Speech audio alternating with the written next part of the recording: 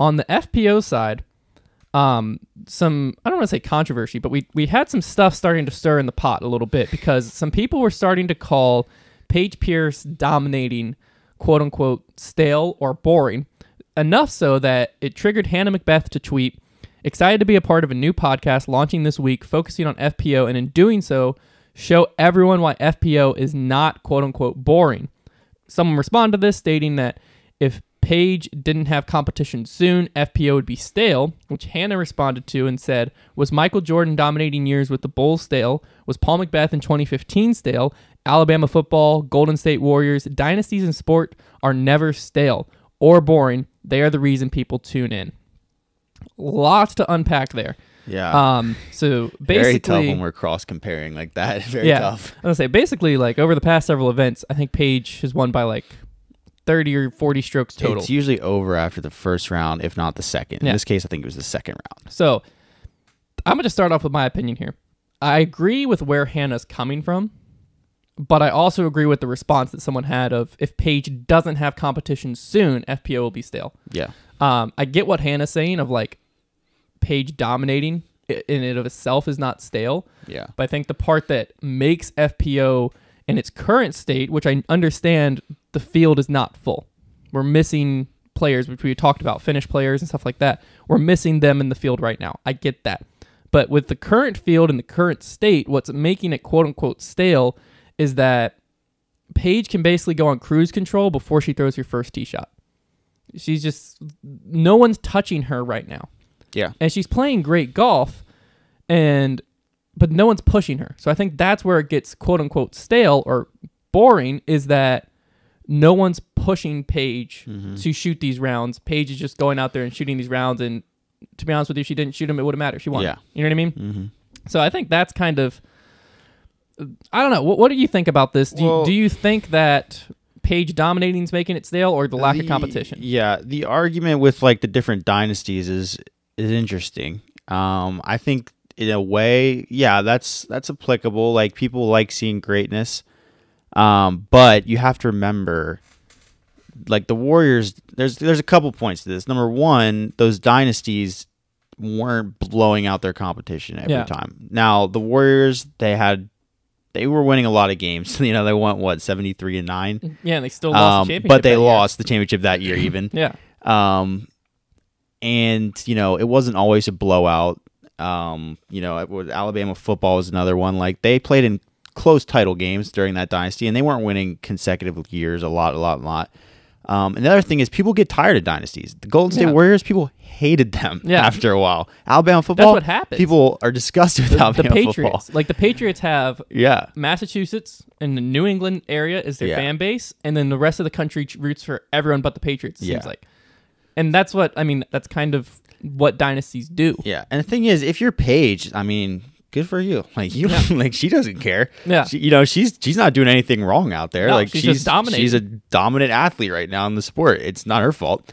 But yeah, I mean, people are definitely. I think I hate to say it, they're gonna get tired of it. Yeah, and it's got to be somebody has got to get motivated in that division to just work hard and chase her down. And I think it's tough too in the FPO when you have somebody who is just soaking up all the winnings too. Like that is very discouraging. It can be tough. You know, touring in disc golf in general is just tough, and dedicating like a lot of your life to like working hard at it and becoming better at it. So I get it.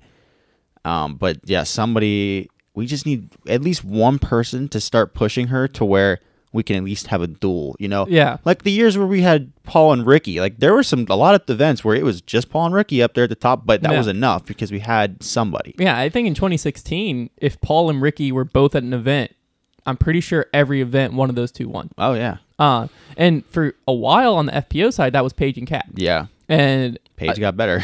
Well, yeah, Paige got better, and Katrina's putting got worse out of nowhere. And I think it's all mental. It's got to be. But I tell you, it is. But I mean, that's what's a little bit frustrating is Katrina Allen throwing wise is right there. Yeah. If she can just figure out whatever, I don't want to say went wrong because it's not like her putting's bad, but it's not like her putting like magically disappeared. Like there was clearly something along the line where she just lost confidence. Yeah. And all she needs is that trigger to flip where she has confidence again. And then I think we're right back in the like golden era of FPO where it's like we had Paul and Ricky, now we have Paige and Kat again. Until that happens though, yeah, FPO is going to be a little bit, I don't want to say boring to watch, but it's the same thing of if Paul was doing this on the MPO side, people would like it for a little bit, and then it would get boring. Yeah. Fast. Oh, yeah. Because so she brought up the most applicable one is Paul Macbeth in 2015. Was he stale? So I went back and looked at his winning, like what was his stroke differentials, because he dominated. The worst he came in was third place. Yeah. And one of his third place finishes was the Aussie Open warm up, which was a C tier. Yeah. So I mean, the dude, greatest year of disc golf ever. We'll debate that later maybe, but don't at me. So was he in 2015 still? Well, most of the time he was winning by 4 or 5. A lot of his wins were by 4 or 5. Which is not a That's ton. close. Yeah. That's very close. Sometimes he would jump up and win by like 9 or 10, and then other times he would come in second or third. One of the times, the most notable, I think, quote-unquote runaway win Paul had was 2015 Worlds. But what was special about that Worlds is he didn't have hot round 1, didn't have hot round 2, had a horrible round 3. I think he was either barely on chase card or on the third card going in after round 3. Well, that's what? This is back when Worlds had like a million rounds. They had 6 rounds. 6 rounds in a final 9. What a joke. So round 3, I don't even think he's on. He might have been on chase card. He might have just made it on chase card.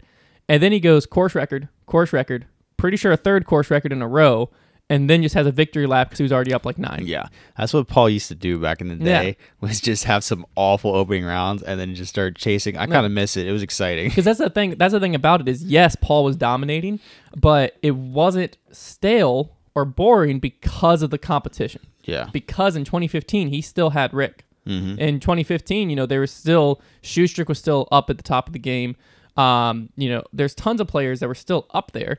I think MPO side has even got more exciting since then. Yeah. But to be honest with you, I just think that Paige Pierce is a little bit ahead of her time skill-wise in the FPO field. Yeah, I'd agree. Because if you take her away, you've got all kinds of possibilities. Yeah, you got all kinds of battles going on because Yeah. you don't know who's going to come in second place. And that's right now, that's almost what's making FPO exciting is, okay, Paige, round 1's over. Paige won. Let's watch second, third, and fourth. I see do what's falling think out here. the only interesting thing, well, not the only interesting thing, but something certainly to watch is the stage is set for somebody to dethrone her. Yeah. Especially at like a Worlds, obviously not this year, but when that comes around.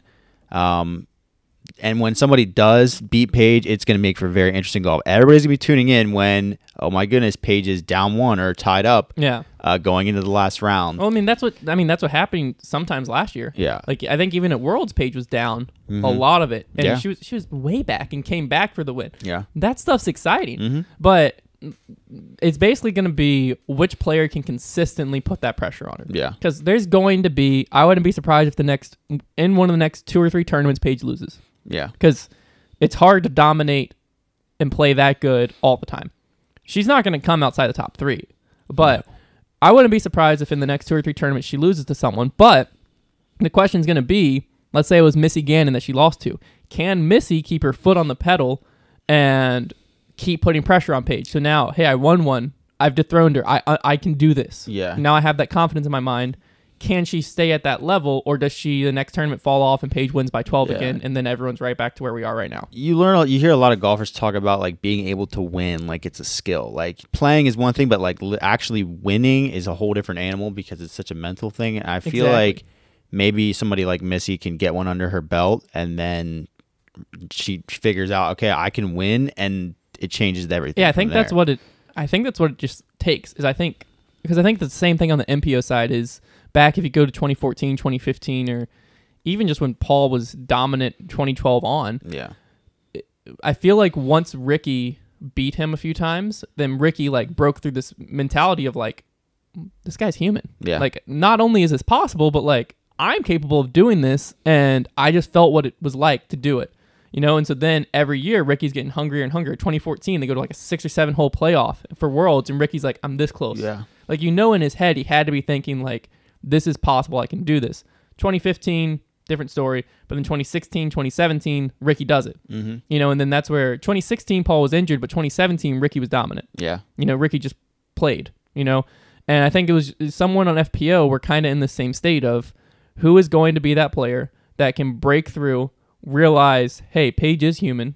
Not only is she human, but I'm good enough to consistently compete with her. Because I think a lot of the players have the necessary skill, but there's just something mentally holding them back because Paige, at least from the outside looking in, Paige seems like this untouchable player to where you might be going into a tournament thinking, okay, well, Paige is here, I'm playing for second, which that's not the mentality you need to have. You need to, I don't care if I come in 17th, I'm gunning for Paige, and that's my goal. I am winning this tournament, or, you know, second is the same as last place to me.